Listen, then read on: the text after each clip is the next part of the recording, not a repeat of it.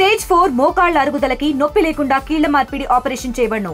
Doctor Ramesh Gajula, endoscopic spine ortho surgeon and pain physician, panacea spine pain ortho and sleep centre, Uppal, Hyderabad.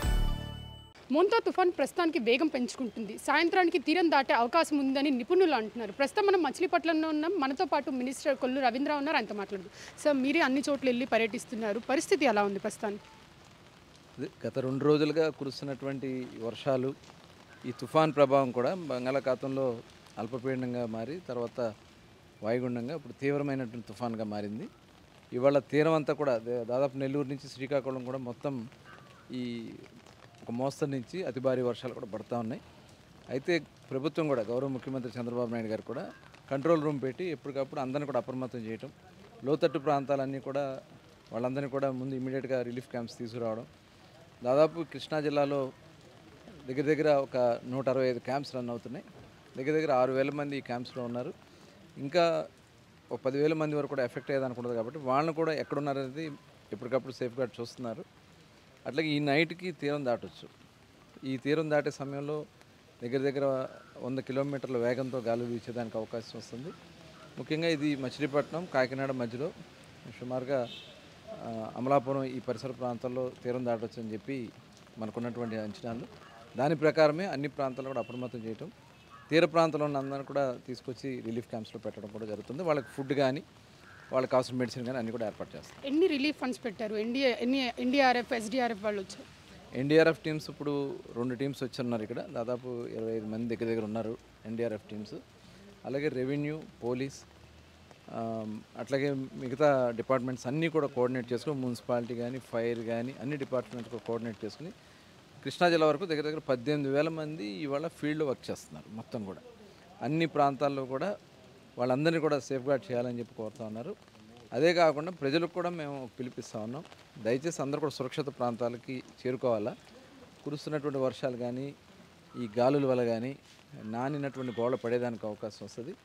ఇల్లు కూడా ఏదైనా ఉంటే damage అయితే ప్రాణ నష్టం కూడా జరిగేదానికి అవకాశం వస్తుంది. కాబట్టి సేఫ్ ప్లేసెస్లోకి వెళ్ళండి. రిలీఫ్ క్యాంప్స్ ఉన్నాయి. అవసరమైతే ప్రభుత్వం మీకు సహాయ సహకారం అందించడానికి సిద్ధంగా ఉంది. కాబట్టి అందరూ కూడా ఈ రిలీఫ్ క్యాంప్స్కి వెళ్ళి మీరందరూ కూడా మీ ప్రాణాలను కాపాడుకోవాలని, అలాగే ఎక్కడ కూడా ప్రాణ నష్టం జరగకుండా ఉండడం కోసం ప్రభుత్వం అన్ని చర్యలు తీసుకుంటారు. విద్యుత్, రోడ్, కమ్యూనికేషన్ మీద ఏదైనా ప్రత్యేక శ్రద్ధ చూపిస్తుందా గవర్నమెంట్? ఆల్రెడీ సీఎం గారు స్టేట్ లెవెల్లో కంట్రోల్ రూమ్ సెక్రటేరియట్లో ఏర్పాటు చేయడమే కాకుండా జిల్లాల్లో కూడా జిల్లా కలెక్టర్ గారి ఆధ్వర్యంలో స్పెషల్ ఆఫీసర్ని కూడా పెట్టి అక్కడ ఏర్పాటు చేయడం. కృష్ణా జిల్లాకి అమరపాలి గారు కూడా వచ్చారు. వారు కూడా ఇక్కడే ఉండి కంట్రోల్ రూమ్ నుంచి వారు ఎప్పటికప్పుడు మండలాల వారీగా ఏర్పాటు చేసినటువంటి కంట్రోల్ రూమ్స్తో మాట్లాడుతున్నారు. ఈ కంట్రోల్ రూమ్స్తో ఆర్ఎండ్బి, పంచాయతీరాజ్, ఎలక్ట్రిసిటీ, మిగతా డిపార్ట్మెంట్స్, రెవెన్యూ, పోలీస్ అందరూ కూడా ఆ ప్రాంతాల్లో ఉండి వాళ్ళు ఎప్పటికప్పుడు అక్కడ ఉన్నటువంటి కమ్యూనికేట్ చేసుకుంటూ ఉన్నారు. మున్సిపల్ ఏరియాస్లో మున్సిపల్ కమిషనర్సు, అట్లాగే డివిజన్ వారీగా ఏదైతే మన సచివాలయాలు ఉన్నాయో అవన్నీ కూడా కోఆర్డినేట్ చేసుకుంటూ ఇలాంటివన్నీ కూడా రాకుండా ఎప్పుడైనా ఇమీడియట్గా ఉంటే కంట్రోల్ రూమ్కి మెసేజ్ చేస్తే వాళ్ళు కావాల్సినటువంటి అన్నీ కూడా ఏదైతే కటర్స్ తీసుకున్నారు అన్నీ కూడా ప్రొక్లైనర్స్, మిషన్స్ అన్నీ కూడా రెడీ చేసి పెట్టుకున్నారు. మెడికల్ సర్వీసెస్ మీద ఏదైనా ప్రత్యేక శ్రద్ధ చూపించారు? మెడికల్ కూడా ఇప్పుడు అన్ని రిలీఫ్ క్యాంప్స్ దగ్గర కూడా మెడికల్ అందరినీ అక్కడ ఏర్పాటు చేయడం జరిగింది. ఆశా వర్కర్లు, డాక్టర్స్ అందరూ కూడా ఫీల్డ్లోనే ఉన్నారు. మేము కూడా వెళ్ళిన దగ్గర అందరూ కూడా వాళ్ళతో మాట్లాడినప్పుడు ఇప్పటివరకు అంటే పెద్ద ఎక్కువగా అయితే ఫీవర్స్ కానీ ఇలాంటి నోట్ కాలేదు, కానీ అవన్నీ కూడా దగ్గరుండి మెడిసిన్స్ అన్నీ కూడా ఏర్పాటు చేస్తామని చెప్పి చెప్పడం జరుగుతుంది. అంటే జిల్లాల వారీగా మినిస్టర్స్ని పెట్టారు. మీ కోఆర్డినేషన్ ఎలా జరుగుతుంది? చాలా బాగా జరుగుతుంది. ఇది ఆఫీసర్స్ కూడా, ఎందుకంటే వాళ్ళు పాపం నిద్రాహారాలు మానేసి ఫీల్డ్లో వర్క్ చేస్తూ ఉన్నారు. ఎప్పటికప్పుడు ఇరిగేషన్ డిపార్ట్మెంట్, డ్రైనేజ్ వాళ్ళు ఎక్కడన్నా ఈ కాలంలో ఏదైతే వాటర్ ఫ్లో ఉంటుందో ఆ డ్రైన్స్ అన్నీ కూడా కరెక్ట్ చేస్తున్నారు. అవన్నీ కూడా మిషన్స్ పెట్టి అత్తూడు ఇలాంటిదన్నా కూడా అడ్డం పడినా కూడా అన్నీ కూడా క్లియర్ చేస్తున్నారు. దానివల్ల వాటర్ అంతా కూడా వెళ్ళిపోవడానికి అవకాశం వస్తుంది. ఎందుకంటే ఇప్పుడు వర్షం కూడా దగ్గర 38 మిల్లీమీటర్స్ వర్షం కృష్ణా జిల్లాలో పడింది. ఇది ఈ రోజుకి ఇంకా ఎక్కువ పెరిగేదానికి అవకాశం వస్తుంది. కాబట్టి ఎంత వర్షం పడినా కూడా ఇబ్బంది లేకుండా, ఎందుకంటే ఇప్పుడు అష్టమి నవమలు వస్తున్నాయి కాబట్టి ఇవాళ సముద్రం కూడా యాక్చువల్గా పోటు తక్కువ ఉంటుంది. ఎప్పుడైతే ఈ తుఫాన్ ఇది దాటిపోయిన తర్వాత ఆటోమేటిక్గా సముద్రం స్టెబుల్ అవుతుంది. ఆటోమేటిక్గా వాటర్ అంతా కూడా ఫ్లో అవ్వడానికి అవకాశం వస్తుంది. అదే పౌర్ణమి, అమావాస్యలు అయితే మటుకి ఎదురుతుంటుంది కాబట్టి అప్పుడు వాటర్ ఫ్లోకి ఇబ్బంది ఉండేది. కానీ అదృష్టం ఇది అష్టమనామంలో రావడం వల్ల అది అంత పోద్దని చెప్పి భావిస్తాను. ముఖ్యమంత్రి చంద్రబాబు నాయుడు గారు కూడా ఆర్టీజీఎస్ ద్వారా అన్నింటినీ మానిటర్ చేస్తున్నారు. ఆయన దగ్గర నుంచి ఎలాంటి సూచనలు వస్తున్నాయి మీకు? ఎందుకంటే గతంలో కూడా తుఫాన్లన్నీ కూడా ఎదుర్కొన్నటువంటి సందర్భం ఉంది. గతంలో కాకినాడ తుఫాన్ 2010 అనుకుంటా, తర్వాత హుద్హుద్ కానీ తిత్లీ కానీ, మాకైతే గతంలో కూడా కొన్ని తుఫాన్లు వచ్చినాయి. అవన్నీ కూడా అనుభవాలన్నీ కూడా తీసుకోవడం. ముఖ్యమంత్రి గారు కూడా మన ఆర్టీజీఎస్ నుంచి సీఎం గారు, అలాగే నారా లోకేష్ గారు అక్కడి నుంచే ఆదేశాలు ఇవ్వడం.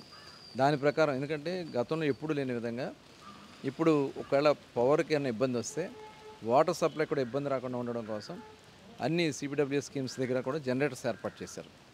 అదే కాకుండా ఈ ఏదైతే కటింగ్ వుడ్ కటింగ్ మిషన్స్ కానీ ఇవన్నీ కూడా యాక్సెస్ని ఏర్పాటు చేయడం కూడా జరిగింది. ఇవన్నీ కూడా ఎప్పటికప్పుడు సీఎం గారు అక్కడి నుంచి డైరెక్షన్స్ ఇవ్వడం, జిల్లా కలెక్టర్స్ కింద వరకు కూడా ఫీల్డ్ వరకు కూడా మానిటరింగ్ జరుగుతుంది. కాబట్టి ఎక్కడ కూడా ఇబ్బంది రాదని భావిస్తాను. మచిలీపట్నం ప్రజలందరికీ ఏం చెప్పాలనుకుంటున్నారు? ప్రజలందరూ కూడా చెప్తా ఉన్నాం, ఎట్టి పరిస్థితుల్లో బయటికి రావద్దు. ఎందుకంటే దాదాపు 100 కిలోమీటర్ల స్పీడ్తో గాలులు వస్తాయి. వర్షం కూడా తీరం దాటే సమయంలో పెద్ద ఎత్తున వర్షం కూడా పడేదానికి అవకాశం వస్తుంది.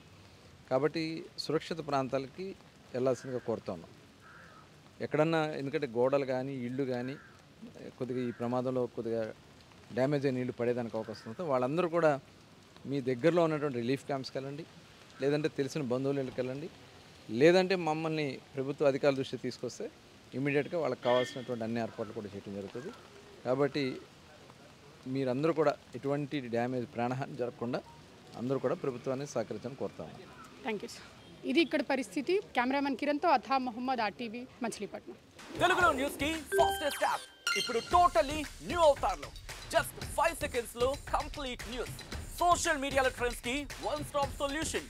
Live TV app voice search option తో ఇప్పుడే డౌన్లోడ్ చేయండి లేదా అప్డేట్ అయిపోండి. యాప్ లింక్ డిస్క్రిప్షన్ లో ఉంది.